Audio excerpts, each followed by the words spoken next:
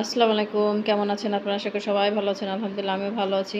আজকে রান্না করব ডাঁটা, কাঁঠালের বিচি, সিমের বিচি দিয়ে তরকারি। এখানে আমি গত বছরের কাঁঠালের বিচি সিদ্ধ করে রেখেছিলাম ফ্রিজে, সেটাই বের করছি। সিমের বিচিও ফ্রিজে রেখে দিয়েছিলাম, সেগুলোই। তো চলেন যাই। তো এখানে আমি তেল দিয়ে দিয়েছি অলরেডি কড়াইতে, কিন্তু পেঁয়াজ দিয়ে দিলাম হাফ কাপের মতো। এটাকে ভালো করে একটু ভেজে নিব।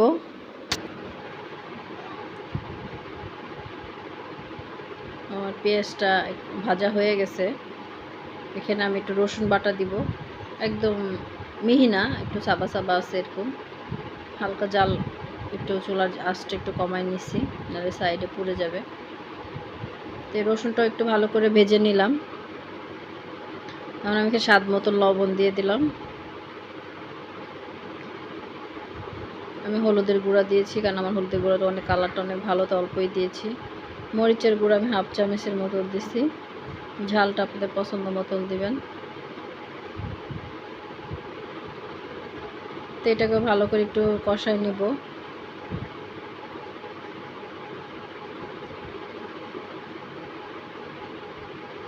এখানে আমি একটু ধনিয়ার গুঁড়া দিয়ে দিলাম। এটা দিতে একটু দেরি হয়ে গেছে, যাই হোক এটা হয়ে গেছে। আমি কয়েকটা চিংড়ি মাছ, বেশি চিংড়ি মাছ দিইনি, শুধু একটু টেস্টের জন্য আর কি। এমনি কাঁঠালের বিচিতে তরকারি রান্না করে তরকারি অনেক মজা হয়, তো আমি দিলাম একটু। আমার বাচ্চারা আবার একটু চিংড়ি মাছ হলে বেছে বেছে খায়, যাই হোক এই জন্যই আমি দিয়েছি। এখন ডাটাটাকে আমি এটাকে ভালো করে সিদ্ধ, কারণ ওগুলো তো অলরেডি সিদ্ধ করা আছে, তো আমি ডাটাটাকে একটু সিদ্ধ করে নিব, ভালো করে একটু কষাই নিব ডাটাটাকে। তো যেখানে চিংড়ি মাছ আপনারা বড় ছোটো দিতে পারেন, নাও দিতে পারেন, এমনি ভালো লাগে খেতে। আমি শুধু আমার দিয়ে আমার বাচ্চাদের একটু দেখবে, দেখে দেখে তাকায় থাকবে, তো খাবে, এই জন্য দিই আর কি।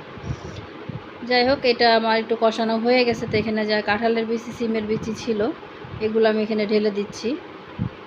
তো ডাঁটাটা অনেকটা সিদ্ধ হয়ে আসছে, কেন এগুলো তো অলরেডি সিদ্ধ হচ্ছে। এখানে আমি কাঁচামরিচও 5-6টা কাঁচামরিচ কেটে দিছি। এখানে মরিচের গুঁড়ো কম দিছি একটু, এই জন্য কাঁচামরিচটা দিছি একটু বেশি করে। তো এটাকে ভালো করে একটু কষায় নিব।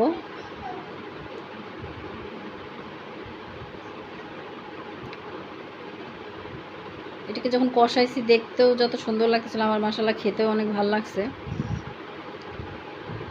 তো এখানে আমি পানি দিয়ে দিব, এটা কষানো হয়ে গেছে।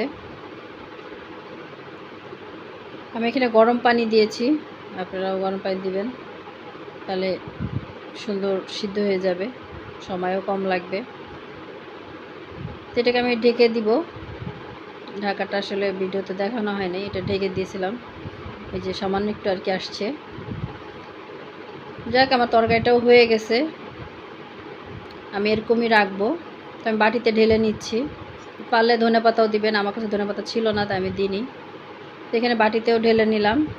মাশাআল্লাহ দেখতেও যেমন হয়েছে, খেতেও কিন্তু ভালো হয়েছে। আপনাদের যদি ভিডিওটা ভালো লাগে অবশ্যই লাইক শেয়ার করে দিবেন, সাবস্ক্রাইব করে দিবেন। আর আশা করি আপনারা আমার পাশে থাকবেন, একটু ভালোবাসা দিবেন। আল্লাহ হাফেজ।